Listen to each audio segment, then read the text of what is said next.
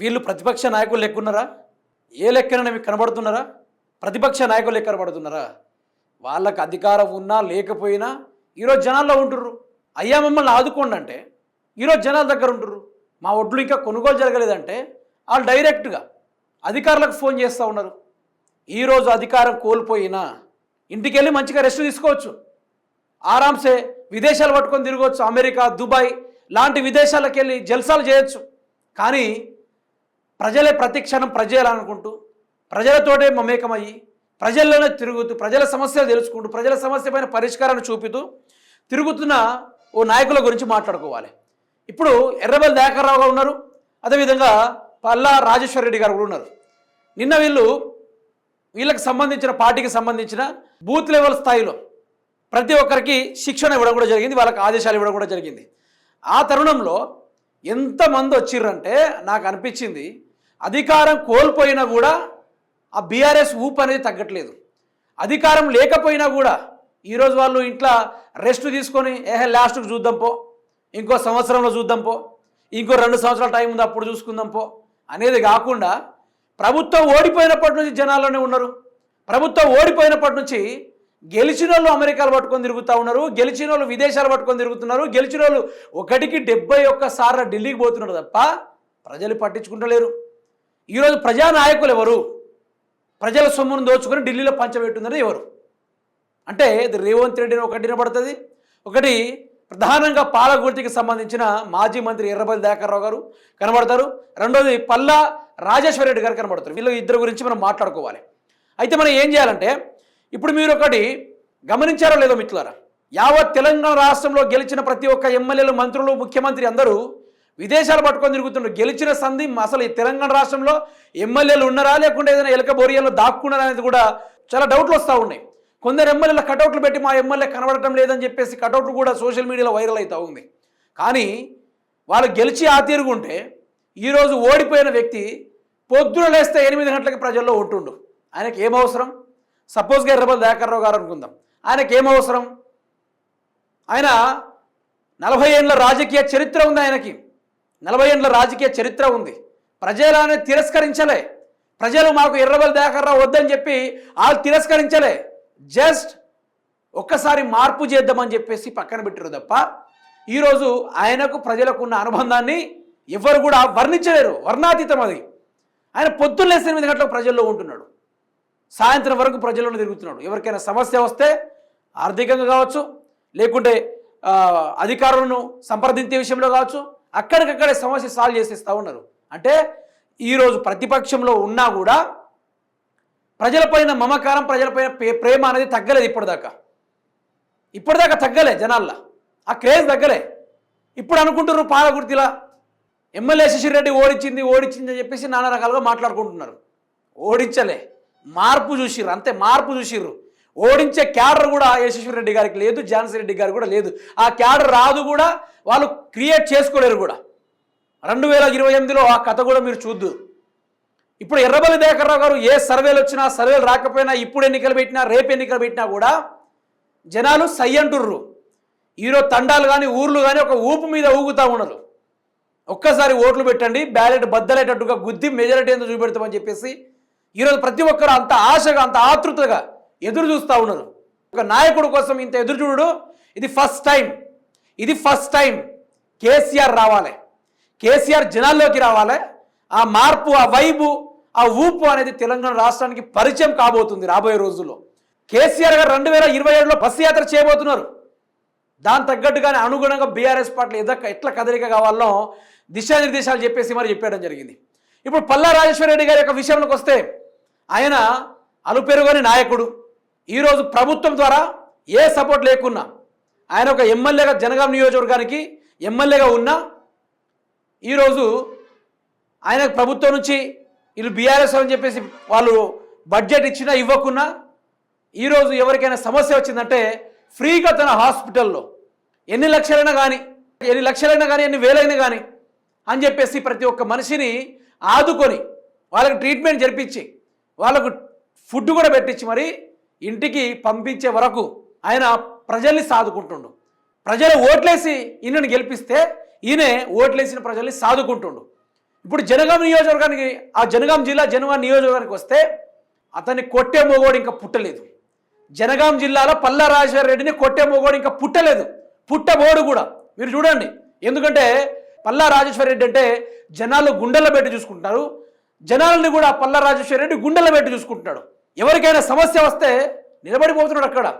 ఎవరికైనా ఆర్థికంగా కానీ, స్కూల్స్ పరంగా కానీ, కాలేజ్ పరంగా కానీ, లేకుంటే ఏ విషయంలో కానీ, అనారోగ్యంగా పరంగా కానీ ఏదైనా ఉంటే పల్లా రాజేశ్వర రెడ్డి అక్కడ నిలబడిపోతున్నాడు. మీకేం కావాలో చెప్పండి, నేను చేయడానికి సిద్ధం, నా శక్తి అంత ధారబోసిన నేను చేయడానికి సిద్ధం అని చెప్పేసి అడ్డంగా నిలబడతా ఉన్నాడు పల్లా రాజేశ్వర రెడ్డి గారు. సర్వే లెక్కను పక్కన పెట్టేయండి, 2028 లెక్కను పక్కన పెట్టేయండి. మొదలొక్కడు గుర్తుపెట్టుకోండి, జనగాం జిల్లాలో పల్లా రాజేశ్వర రెడ్డిని కొట్టే మొగోడు ఇంకా పుట్టలేదు, పుట్టబోడు కూడా. ఈరోజు అక్కడ కాంగ్రెస్ పార్టీకి దిక్కు దివన లేదు, కాంగ్రెస్ పార్టీకి అసలు భవిష్యత్తు లేదు ఎక్కడ. అదే ఇక్కడ బీజేపీ విషయానికి వస్తే ఇంకా బీజేపీ పార్టీకి 1% అయినా 2% అనేది కూడా ప్రజలు డిసైడ్ చేయలేకపోతున్నారు. ఎందుకంటే నాయకుడు ప్రజల్ని పట్టించుకుంటే ప్రజలందరూ కలిసి నాయకుడిని గద్దెక్కిస్తారు.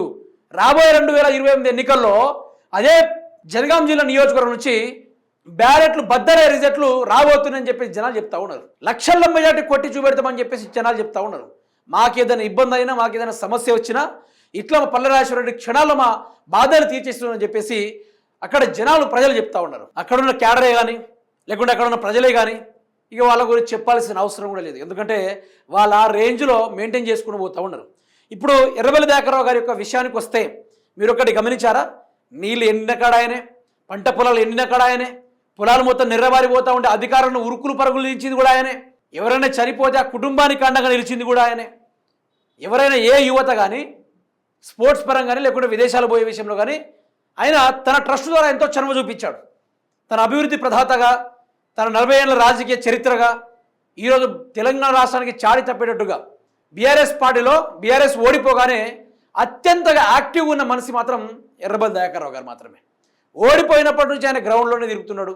ఓడిపోయినప్పటి నుంచి తెలంగాణ రాష్ట్రంలో కాంగ్రెస్ పార్టీ అధికారులు రాగానే మొదలుగా ఎస్ఆర్ఎస్పి కానువల్లో నీళ్లు ప్రవహించడం బంద్ అయిపోయినాయి. ప్రతి ఒక్క రిజర్వాయర్లో తూములెత్తుడే మర్చిపోయింది కాంగ్రెస్ ప్రభుత్వం. అట్లాంటి మర్చిపోయిన కాంగ్రెస్ ప్రభుత్వానికి ముఖం మీద నీళ్లు చల్లి మెదల్లో భయాన్ని పుట్టించి ఈరోజు ఆ తూములెత్తే విధంగా, ఆ రిజర్వాయర్లో నీళ్ళు వచ్చే విధంగా ఉత్తమ్ కుమార్ రెడ్డి గారికి ఫోన్ చేసి, తదితర అధికారులకు ఫోన్ చేసి ఇరిగేషన్ డిపార్ట్మెంట్ ఉరుకులు పరుగులు దించేసి ఆ నీళ్లను విడిపించిన చరిత్ర ఎర్రబెల్లి దయాకర్రావు గారికి ఉంది.